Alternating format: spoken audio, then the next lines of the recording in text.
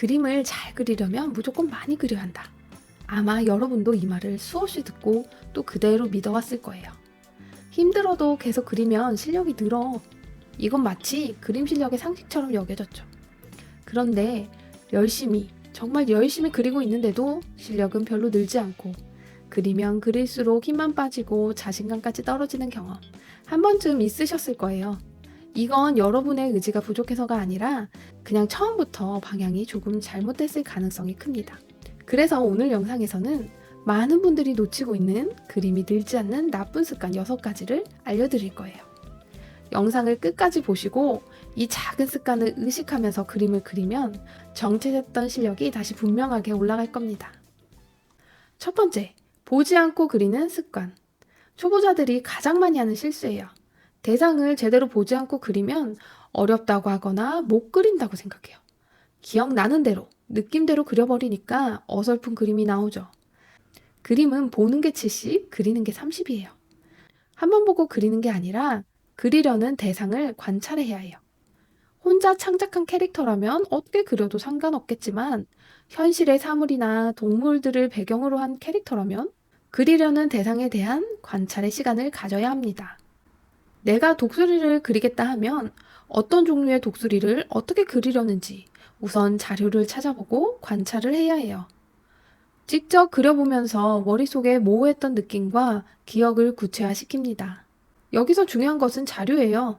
다른 사람의 해석이 들어간 그림보다는 될 수 있으면 실물이나 실사를 찾아 그리시는 게 좋아요. 다른 사람의 그림은 나도 모르게 따라 그리는 그림이 될 수 있으니 조심하세요. 실사를 보고 그리면서 대상의 특징과 형태를 구체적으로 관찰하고 나면 구체화된 이미지를 바탕으로 더 잘 그릴 수 있을 거예요. 두 번째, 부분만 잘 그리려는 습관.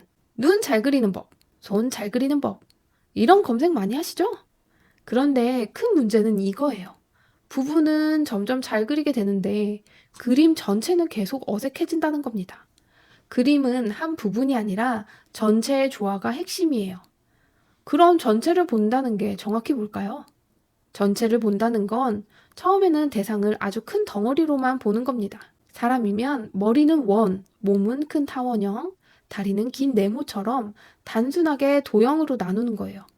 그 다음엔 이 큰 덩어리들의 비례와 각도, 중심축이 기울었는지, 머리와 몸의 비율은 맞는지 이 전체의 틀을 먼저 바로 잡아야 해요.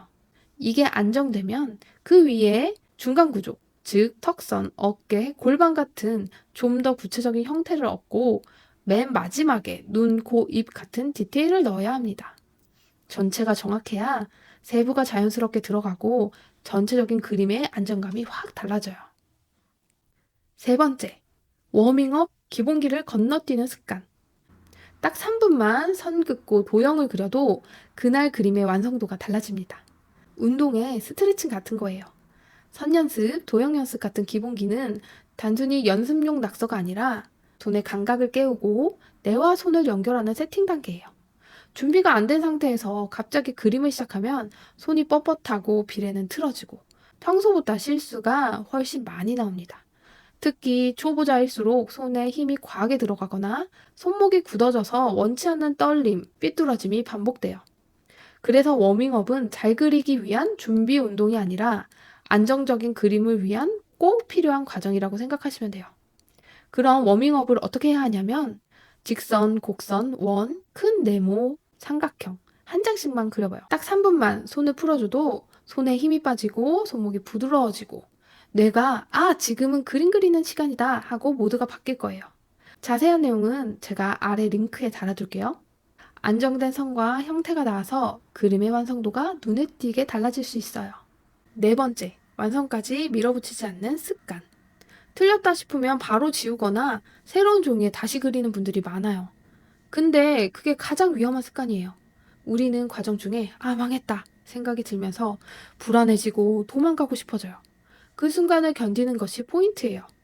그 순간을 견디고 완성까지의 과정을 견디는 습관을 들여야 해요. 완성이 될 때까지 이 그림에 대한 판단을 멈추고 망치더라도 일단 끝까지 가보는 것이 정말 중요합니다. 완성을 하지 않고 다시 시작하면 어차피 똑같은 실수를 반복하게 돼요. 완성까지 가야 내가 어떤 부분이 약한지, 구체적으로 어떤 부분을 수정해서 완성하면 좀 더 나을지가 보이거든요.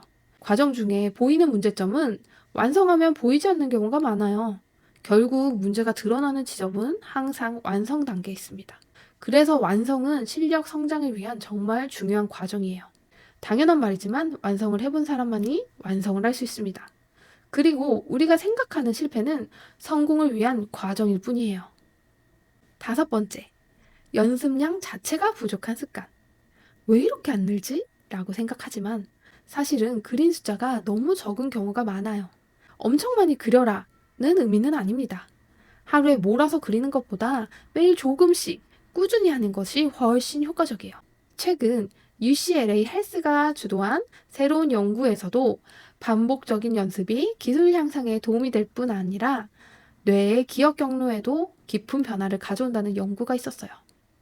우리의 뇌는 반복적으로 과제를 연습하면 기억의 패턴이 결정화되고 점점 정교해진다고 해요. 그림도 마찬가지겠죠? 짧아도 매일 반복하면 아, 이건 자주 쓰는 기술이구나 하고 선긋기, 형태 잡기 같은 기본 기능들은 자연스럽게 나오게 됩니다. 핵심은 단순히 시간이 많아야 한다는 의미가 아니에요.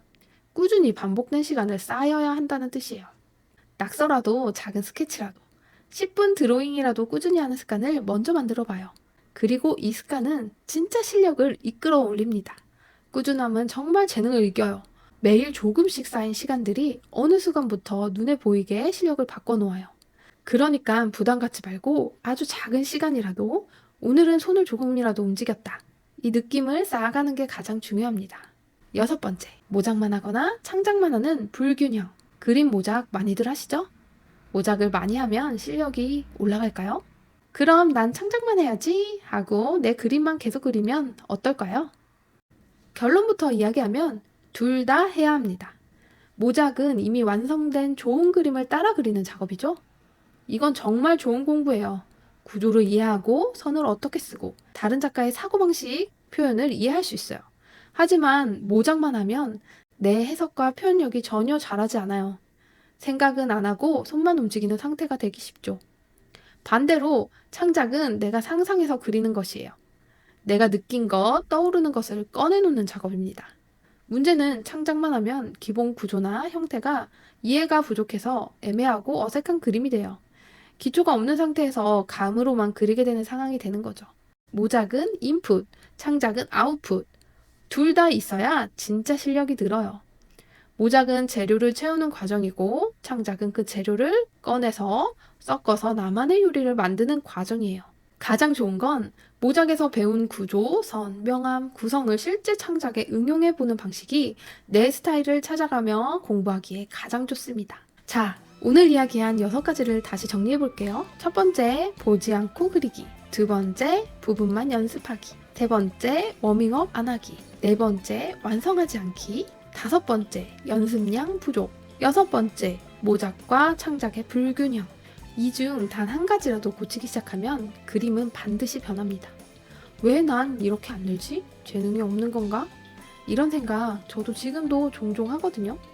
그럴 때면 습관을 되돌아봐요. 그럼 재능이 부족해서가 아니라 나의 작은 습관들이 발목을 잡고 있었던 거예요. 이 영상은 저에게 해주고 싶은 말이기도 해요. 오늘 이 영상이 여러분의 그림 루틴에 좋은 전환점이 되길 바랄게요. 좋아요와 구독은 큰 힘이 됩니다.